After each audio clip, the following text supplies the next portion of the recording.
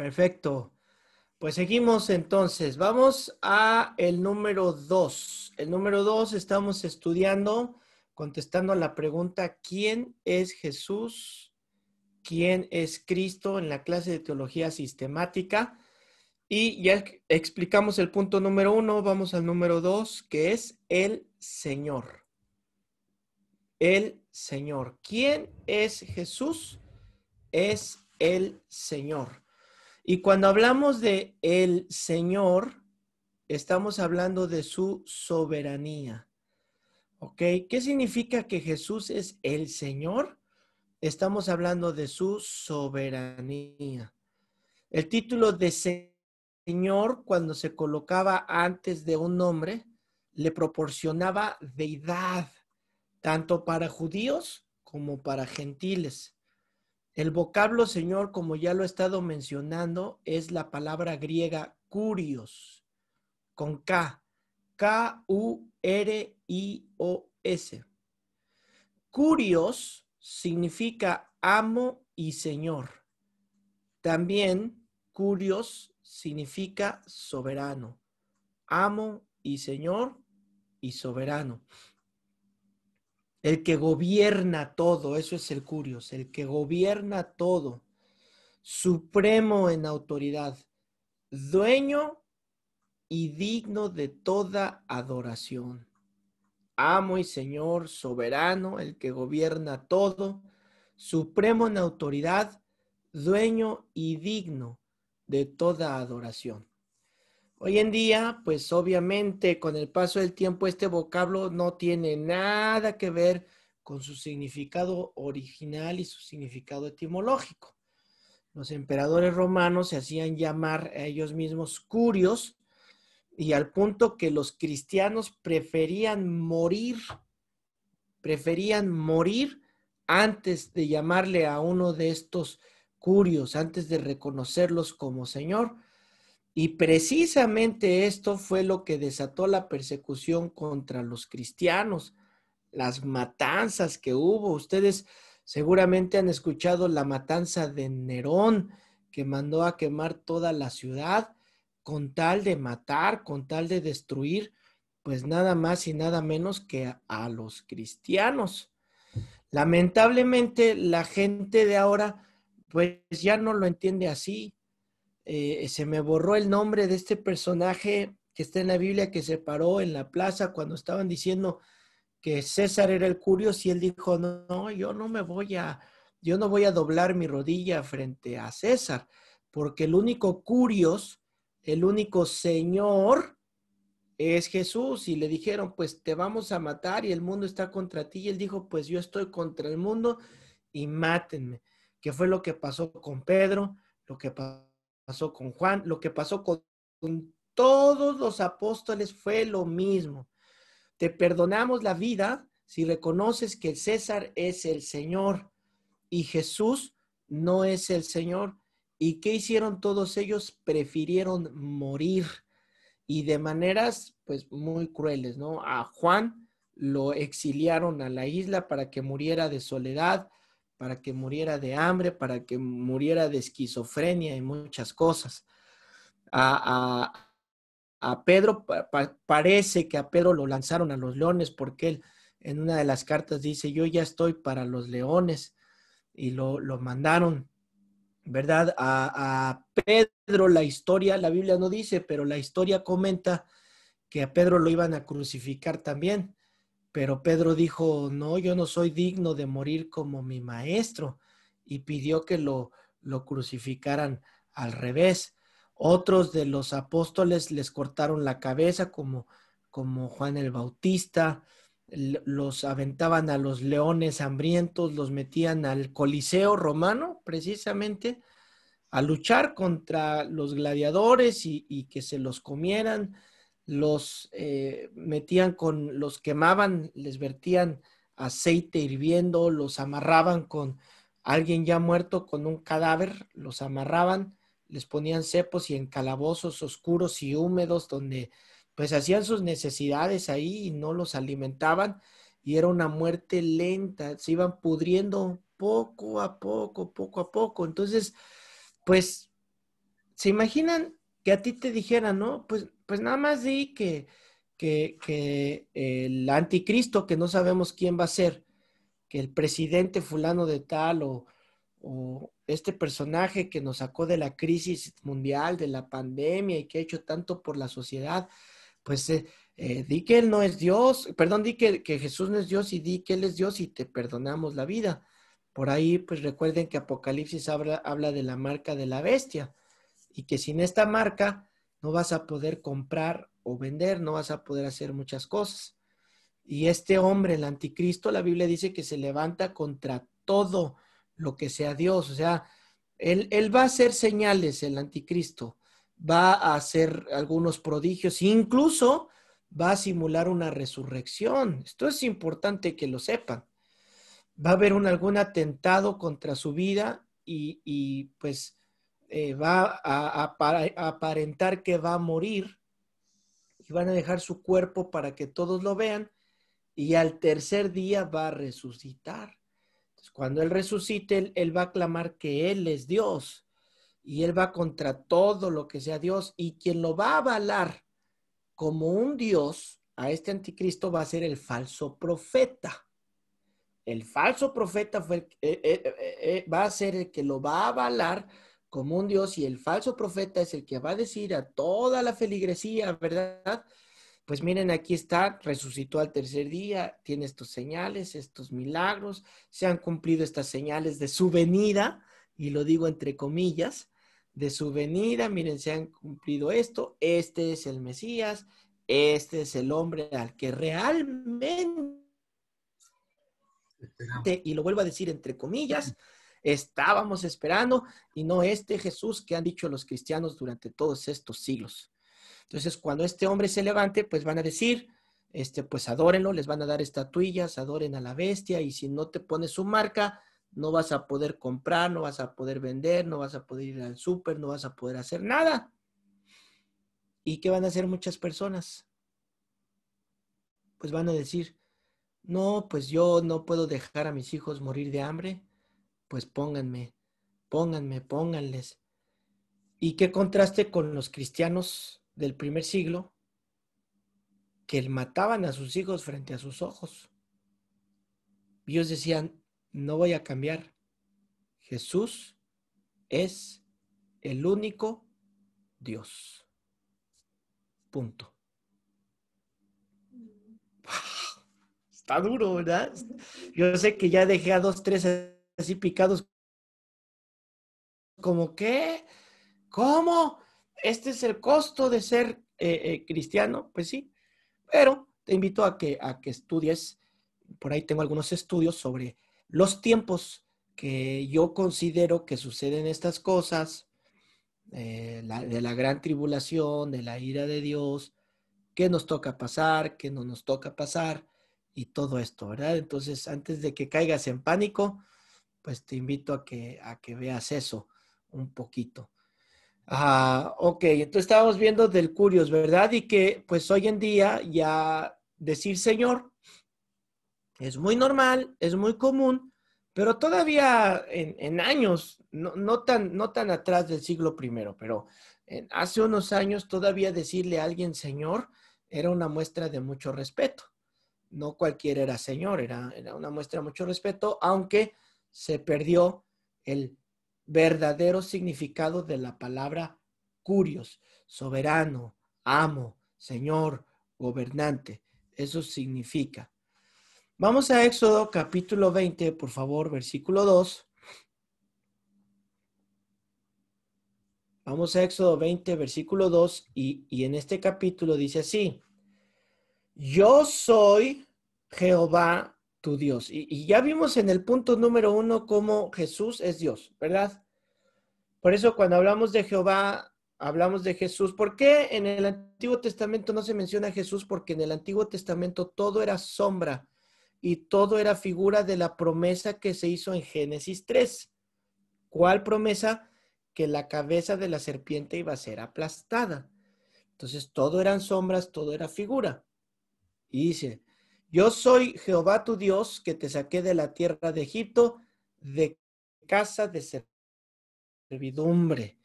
y por tanto,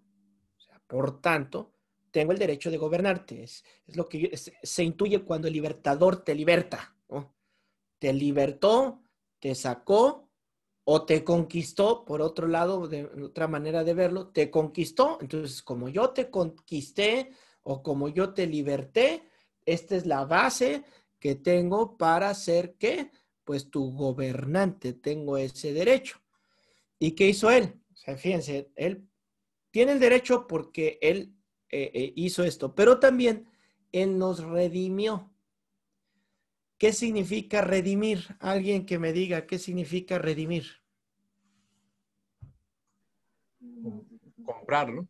O pagar por la Pagar el salvación. precio por un rescate, en este caso. Eso es redimir. Yo te redimo porque yo pago un precio por ti. Dice primera a los Corintios, capítulo 6, versículo 20. Primera a los Corintios 6, 20. Porque habéis sido comprados, aquí está la redención, habéis sido comprados por precio. Entonces, como te compré, pagué el precio, entonces glorificad ¿a quién? A Dios en vuestro cuerpo y en vuestro espíritu, los cuales, ¿a quién le pertenece mi cuerpo? Según Primera de Corintios, a Dios. A Dios le pertenece. Entonces, ¿cómo lo glorifico? Con mi cuerpo, con mi espíritu. ¿Por qué lo hago? Porque Él pagó. Ahora, ¿cómo pagó? ¿Cuál fue el precio? La sangre. ¿Cómo pagó? Con sangre. ¿Quién pagó? Dios. ¿Cómo pagó? Dando su sangre. Entonces, ¿quién es Dios? Es Jesús. Jesús es Dios. Segunda a los Corintios capítulo 5, versículo 15. Segunda de Corintios 5, a los Corintios 5, 15. Y por todos murió, para que los que viven ya no vivan para sí, sino para aquel que murió y resucitó por ellos. O sea, por lo tanto, el título de Señor es aplicado por sus seguidores. Aquel que por su muerte se ha ganado un lugar de soberanía en mi corazón y a quien he decidido adorar y servir con todo mi corazón y con todas mis fuerzas y con toda mi mente, y Él puede hacer de mí lo que Él quiera. ¿Por qué? Porque Él me redimió, porque Él me puso nombre, porque yo le pertenezco y lo que soy le pertenece a Él. Los cristianos que no entienden la soberanía de Dios, pues se meten en problemas. Por ejemplo, cuando algo nos sucede, fíjense, cuando algo nos sucede y cuestionamos a Dios sus planes, la respuesta de Dios pudiera ser para ti o para quien lo cuestiona. ¿Que no puedo hacerlo? No. ¿Que no puedo hacerlo? Señor, ¿por qué hiciste? Dios pudiera contestar, ¿y qué no puedo? Soy Dios. Señor, ¿por qué te lo llevaste? ¿Por qué te lo llevaste? O sea, Dios fácilmente pudiera contestar eso. ¿Por qué? Porque cuando somos dueños de algo, podemos tener esa actitud. O sea, no puede llegar alguien y agarrar algo tuyo y decirte qué hacer con algo que es tuyo. No lo vas a permitir. Es mío y yo decido. ¿Por qué? Porque es mío. Y lo mismo sucede con Dios. Él nos redimió. Éramos esclavos de la muerte, éramos esclavos del diablo. ¿Y qué hizo? Pagó. Vámonos. Al pagar un precio, entonces ya le pertenezco a Él. Y la libertad que Él me dio, Él me hizo libre. Entonces, como Él me redimió, Él puede hacer lo que Él quiera. Pero Él dice, te dejo que tú decidas hacerlo. No es a fuerzas. No te voy a destruir si no lo haces. Tú decides hacerlo. Y eso es el cristianismo. No es por obligación, es por amor a Dios. ¿Y qué hace Él? Pues Él paciente y amoroso con nosotros, ¿no? Filipenses 2, ya lo leímos, el versículo 11, solo para que lo registres ahí. En la clase anterior vimos del 9 hasta el 11, pero el versículo 11 dice, y toda lengua confiese que Jesucristo es el Curios, es el Curios. Y ya vimos qué significa Curios, ¿verdad? Para gloria de Dios Padre. Ahora, vamos a ver otro. Número 3, creo. Número 3. ¿Quién es Jesús? Es el Cristo. Y ahorita ya nada más se las voy a enumerar. Recuerden que solo les estoy dando una base. Y esta base ustedes la van a estudiar, ustedes la van a desarrollar, ustedes van a encontrar las lecturas. Cuando estemos en la iglesia, cuando estén en la iglesia, cuando estén en su devocional, van a leer y van a entender las bases que les doy, pero ustedes van a encontrar los sustentos. Es el Cristo. ¿Y qué significa Cristo? El ungido de Dios. El ungido de Dios. ¿Quién es Jesús? Es el Cristo. ¿Y qué significa el Cristo? El ungido de Dios. Así como a los reyes se les ungía con aceite y al ungirlos se les estaba avalando, se les estaba nombrando, se estaba diciendo Él es el rey. ¿Por qué? Porque ha sido ungido, se ha vaciado aceite sobre él. ¿Qué significa el Cristo? El ungido de Dios. ¿Qué? Pues que su misión era venir al mundo para darnos buenas noticias, de que no todo está perdido, para darnos un ejemplo de cómo se vive, cómo debe vivir una persona.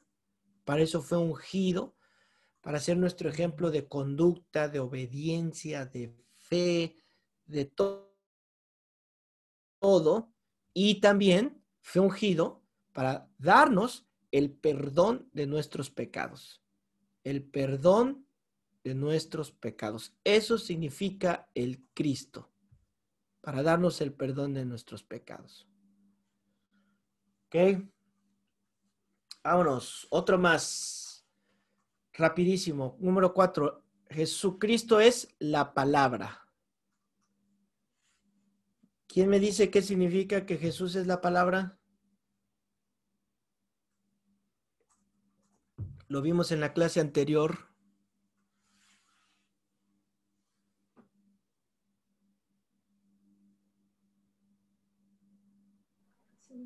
Sí, que es el verbo, ¿no? Que es el que vino e hizo todo desde el principio.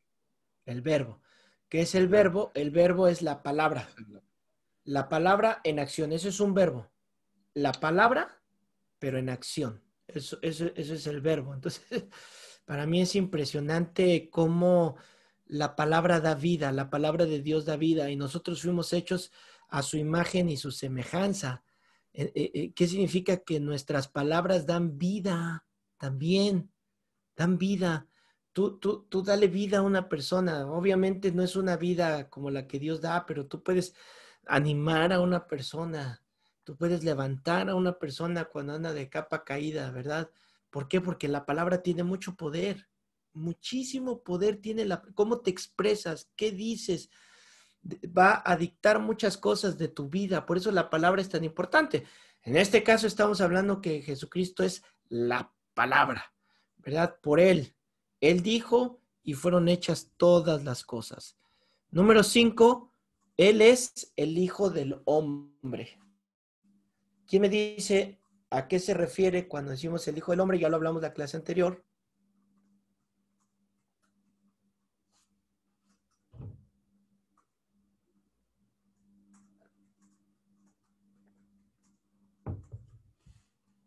¿Qué significa el Hijo del Hombre? ¿De qué habla cuando habla del Hijo del Hombre? Que vino en carne, ¿no? Y se encarnó y se presentó, a pesar de ser Dios, él vino y se encarnó como un hombre. Su encarnación, muy bien. Dios. Johanna puso que fue humano, exactamente, su humanidad. ¿Quién Jesús cuando habla de hijo del hombre? Habla de su humanidad. Muy bien. Hijo de David. Jesús es el hijo de David. ¿Qué significa el hijo de David? Bueno, que venía de la genealogía. Su raíz es una raíz sacerdotal y una raíz de reyes.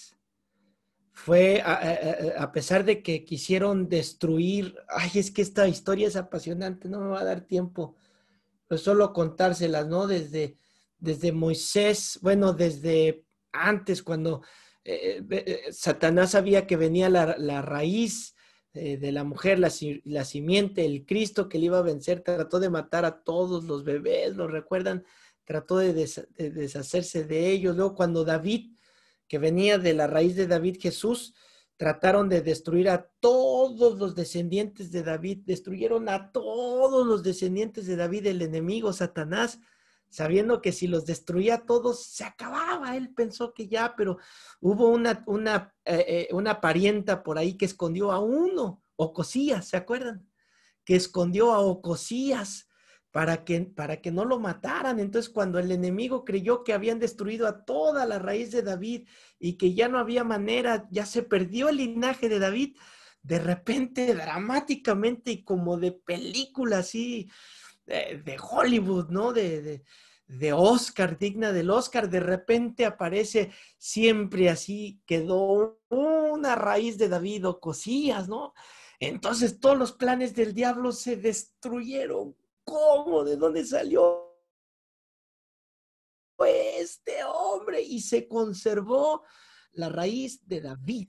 Increíble, ¿no? O sea, esto está apasionante. Yo creo que los que hacen películas se quedan cortos para las historias que nos cuenta la Biblia, cómo estuvo a punto desde el origen. Satanás siempre ha tratado de destruir a los niños, destruir, destruir, destruir, destruir, destruir, destruir. No quiere que nazca, no quiere que haya nada de eso. Sin embargo, siempre se han cumplido los propósitos de Dios. Y aún Herodes los quiso matar a todos y no pudo matarlos. La raíz de David se conservó. Y número 7, Jesús es obra salvadora. ¿Qué significa? Número 7, Jesús es obra salvadora. Aquí es donde entra su nombre de Yeshua. Yeshua, que significa el Salvador. El Salvador. ¿Quién es Jesús? Es el Salvador. Vamos rápidamente a ver las dignidades de Cristo. Las dignidades de Cristo. Y Él tiene 3 dignidades, les voy a dar una y las otras 2 se las voy a mencionar. Yo estoy seguro que la mayoría lo va a entender. Y lo que les decía hace un momento, quisiera que cuando estemos en la predicación, en cualquier enseñanza, ustedes puedan notar una de estas 3 dignidades que les voy a mencionar. Inciso A, sacerdote, o empezamos por el profeta. Inciso A, profeta. Inciso B, sacerdote. E inciso C, rey. ¿Quién fue Cristo? O mejor explicada la pregunta, ¿cuáles son las dignidades de Cristo? Las dignidades de Cristo, él fue 3. Fue profeta, fue sacerdote y fue rey. Esas 3. Vamos a empezar con el profeta, ¿verdad? Vamos a empezar. ¿Recuerdan ustedes en Juan, cuando está siendo bautizado y descendió el Espíritu Santo en forma como de paloma, ¿verdad? Descendía cumpliendo estos 3 como profeta, sacerdote y rey. Y por eso dice, este es mi hijo amado en quien tengo complacencia. ¿Por qué profeta? ¿Por qué Jesús fue profeta? Alguien ayúdeme a contestar esta. ¿Por qué fue profeta? La respuesta parece redundancia, ¿verdad? Pero alguien que quiera participar. Quítenle el mute porque veo que mueven la boca, pero Tienen que activar el micrófono.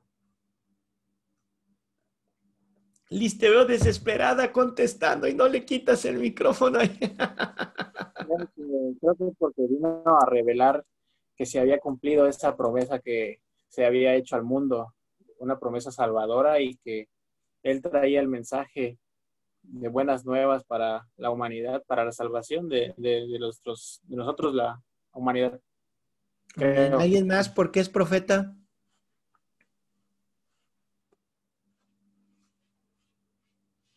Está bien fácil. ¿Por qué Elías era profeta? ¿Por qué Isaías fue profeta? Porque Dios le revelaba lo que iba a suceder, lo que iba a acontecer, Pues ¿no? porque profetizaba, ¿no? O sea, ¿por qué Jesús fue profeta? Pues porque profetizaba.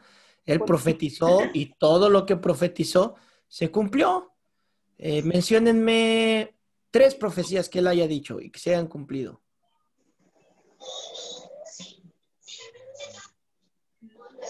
Que lo iban a crucificar. Muy bien. Ajá, otra. Que resucitaría el tercer día. Muy bien, otra. Que Pedro lo iba a negar 3 veces. Que lo iban a... Muy bien. O sea, hay muchas profecías, ¿verdad? Que él dio y que se cumplieron todas estas. Muy bien. ¿Ven por qué les dije que ustedes lo van a ir notando? Vamos a ver como sacerdote. Jesús fue sacerdote también, es su dignidad. Y esto está bien interesante porque en algún momento de la historia, esto lo vamos a ver cuando estemos estudiando el tabernáculo, por eso no me voy a detener tanto, solo mencionarles rápido. El sacerdocio, recuerden que empezó con los levitas. El sacerdocio era levítico, pero Jesús no era de la tribu de Leví.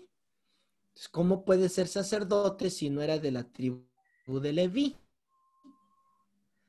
Bueno, porque se dio el cambio de sacerdocio. Sucedió el cambio de... A ver, Ale, como que oí que dijiste algo interesante, pero no oí que dijiste. Porque él es el sumo sacerdote. El ¿no? sumo sacerdote. Okay, no me voy a adelantar con este tema del cambio del sacerdocio, pero efectivamente Jesús fue el sumo sacerdote. Recuerden que el sacerdote debía ofrecer sacrificio, ¿sale? Él debía de ofrecer sacrificio. Ahora, aquí Jesús en el sacerdocio hizo doble función, porque fue el sacerdote y el sacrificio, las dos cosas. El sacerdote del Antiguo Testamento, antes de ofrecer el sacrificio por las personas, antes de ofrecer el degollar al corderito o al animalito por las personas, el sacerdote siempre tenía que ofrecer un sacrificio por él mismo. Siempre lo tenía que hacer. ¿Por qué? Porque no eran divinos, porque eran imperfectos. Pero el Señor Jesús lo que hizo es que Él mismo, Él se ofreció como sacrificio. ¿Por quién?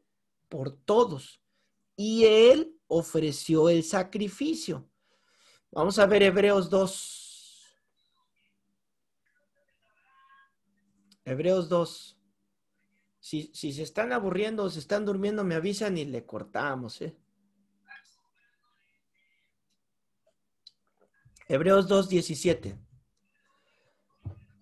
Por lo cual debía ser en todo semejante a sus hermanos. Aquí está hablando el autor de Pedro por qué Dios tenía que ser un humano. ¿Por qué tenía que bajar como un humano? ¿Por qué tenía que ser bebé? ¿Por qué tenía que ser adolescente? ¿Por qué tenía que ser joven? ¿Por qué tenía que ser tentado? ¿Por qué tenía que bautizarse? ¿Por qué tenía que pasar todo? Bueno, dice él, debía de ser en todo semejante a sus hermanos, para venir a ser misericordioso y fiel, aquí subrayenlo, sumo sacerdote en lo que a Dios se refiere, para expiar los pecados del pueblo. Pues en cuanto él mismo padeció siendo tentado, es poderoso para socorrer a los que son tentados. Aquí está la respuesta, ¿verdad? ¿Y por qué Jesús no simplemente se apareció a los 30 años, ¿no? Como dicen. ¿Por qué no simplemente se apareció? No, él tenía que pasar por todo, y fue constituido sumo sacerdote. Hebreos 5, aváncenle unas hojitas. Este sí búsquenlo porque le vamos a leer varios versículos y ustedes van a ir tomando notas y subrayando. Hebreos 5. Dice así: porque todo sumo sacerdote tomado de entre los hombres es constituido a favor de los hombres en lo que a Dios se refiere, para que presente ofrendas y sacrificios por los pecados, para que se muestre paciente con los ignorantes y extraviados, puesto que él también está rodeado de debilidad. Y por causa de ella, o sea, por causa de esa debilidad, debe ofrecer por los pecados, tanto por sí mismo como también por el pueblo. Y nadie toma para sí esta honra, sino el que es llamado por Dios, como lo fue Aarón. Así tampoco Cristo se glorificó a sí mismo, haciéndose sumo sacerdote, sino el que le dijo: tú eres mi hijo, yo te he engendrado hoy. Ok, está diciendo, no crean que Jesús vino y se puso él solito, sino el Padre lo puso a él como sumo sacerdote. Y le dijo, versículo 6, como también dice en otro lugar, tú eres sacerdote para siempre, según el orden de, tambores,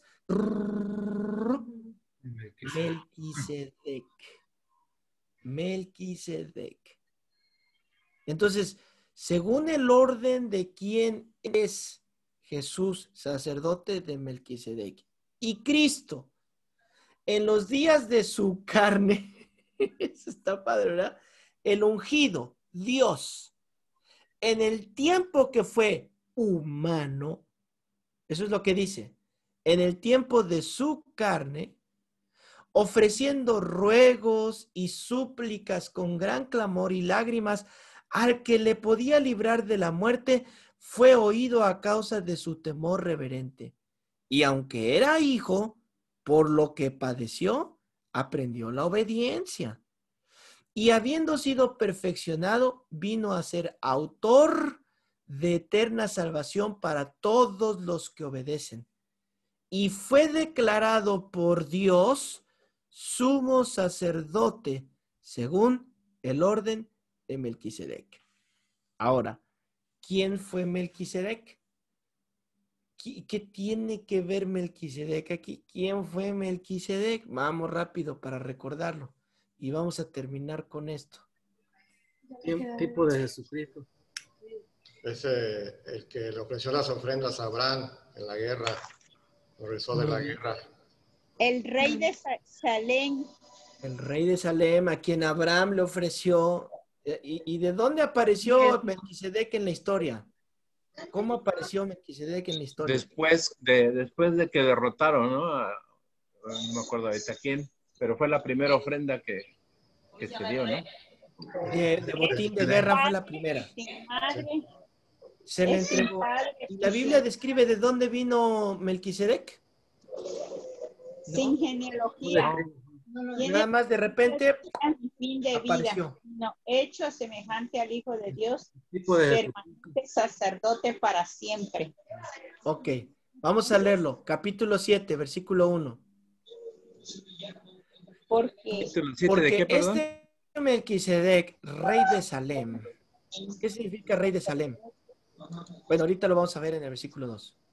es Sacerdote del Dios Altísimo, que salió a recibir a Abraham, que volvía de la derrota de los reyes, y le bendijo, a quien asimismo dio a Abraham los diezmos de todo, cuyo nombre significa primeramente Rey de justicia. Rey de justicia y Jesucristo. también Rey de paz. Amén. Wow. Rey de Dios. justicia y Rey de paz. Este es Melquisedec, y según este orden es que se le dio a Jesús el ser sacerdote. Está padrísimo. Sin padre, sin madre, sin genealogía, que ni tiene principio de días, ni fin de días, sino hecho semejante al Hijo de Dios, permanece sacerdote para siempre. ¡Wow! Considerad pues cuán grande era este, a quien aún Abraham, el patriarca, dio diezmos del botín. O sea, ¿quién fue este rey de Salem, rey de justicia y rey de paz? Se considera una parusía. ¿Qué es una parusía? Una aparición del Hijo de Dios. Una aparición de Jesús. ¿A quién? A Abraham se le apareció. ¿De quién está hablando entonces Melquisedec? Está hablando de Cristo. ¿Y quién es él? Es el sumo sacerdote. Y damas y caballeros, vamos a dejarlo hasta aquí. Ahora sí me tardé los 45 minutos. ¿Alguien tiene algún comentario? Ahora sí, algo que quieran aportar. Recuerden, breves, pero sáquenlo.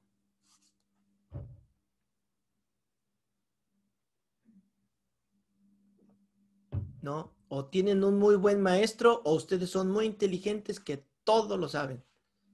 ¿Cuál de las dos será? Buen maestro, teacher. El teacher. Muy Bueno, buen amados, maestro. pues eso es todo. Vamos a terminar con una oración. Vamos a entregar nuestro descanso al Señor. Dios, gracias por esta oportunidad que nos das de estudiar tu palabra. Ha sido bien padre tener este momento de meditar y afirmar nuestra fe, porque esto afirma nuestra fe. ¿Por qué creemos en ti, Jesús? ¿Por qué te adoramos? ¿Por qué te cantamos? ¿Por qué te servimos? Aunque a veces hay lapsos de donde pudiéramos cuestionarnos quién eres tú. Tú nos has dejado tu palabra, Señor, para poder descubrir en ella tu poder, tu deidad, tu gloria, tu honor. Y eso queremos hacer, Señor, y recordar estos temas, venir a tu palabra y leerlo y encontrarlo, Señor, descifrado en estos códigos, nos bendice y afirma nuestra fe y nos ayuda a mantenernos firmes para cuando vengan días malos, cuando vengan días de peligro, saber que tú estás con nosotros, que tú eres poderoso guerrero y que peleas la batalla por nosotros, Señor. Vamos a descansar y te pedimos eso, que nos des descanso. Amén. Que podamos, Señor, tener pensamientos de paz, sueños de paz, que no haya cosas ahí en la mente dándole vueltas al estrés y todo esto, que podamos recuperar fuerzas para mañana, Señor, hacer lo que tú nos has mandado hacer. En Cristo, nuestro Señor, te lo pedimos. Amén y amén. Amén. Y amén. Buenas noches, descansen, Buenas noches. Buenas noches. no cenen mucho.